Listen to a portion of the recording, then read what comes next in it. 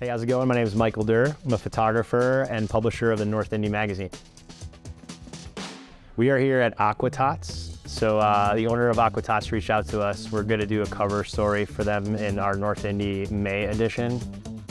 Leading up to the shoot, I was a little nervous because I had never shot underwater before. I was confident that I might be able to figure it out. I had seen the products before and kind of held them, and I know how their mechanics work. So I felt confident that I would be able to kind of figure it out. And I think we came away with some good shots.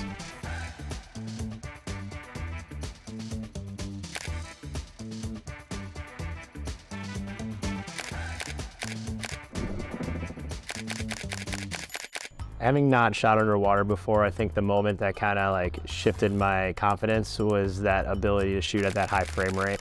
So, being able to be underwater, have that autofocus just hold and follow the subject underwater, along with the speed and the flashes keeping up, like everything worked perfectly.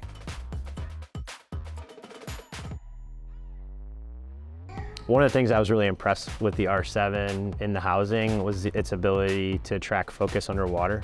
I was a little nervous, I never had done it, like I said, so I didn't know if it was gonna be hunting for focus or if there was bubbles in the water or maybe the front of the housing, that type of stuff.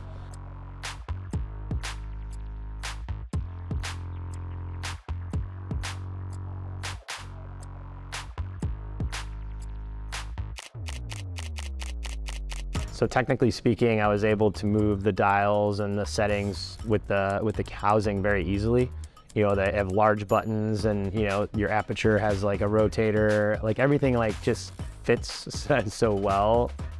So typically when I'm shooting, outside with off-camera flashes, I'm single shot. I'm able to kind of pose the subject or wait for the right moment to fire. So one thing I was a little bit nervous about shooting with the flashes underwater was being able to shoot a little quicker. I knew it was going to be challenging to capture that moment where the kid underwater was in that right position or pose or making the right facial expression. So I kind of just applied everything that I knew, and it actually became pretty intuitive once I got in the water and kind of understood how the flashes were working, how to move them and position them. And once I really got in there and started shooting, I was really impressed. The main objective of kind of these underwater shots was really to get one kind of hero image that's actually going to be the cover of the publication that we're putting this together for. And this particular image was kind of the one that I had inside my head when I originally, went into this project. So the flash on these and the way that it popped the color and the subject, that TTL worked really, really nicely underwater, was able to expose the image. This is what it would look like on the cover of the magazine. I really liked how that one turned out.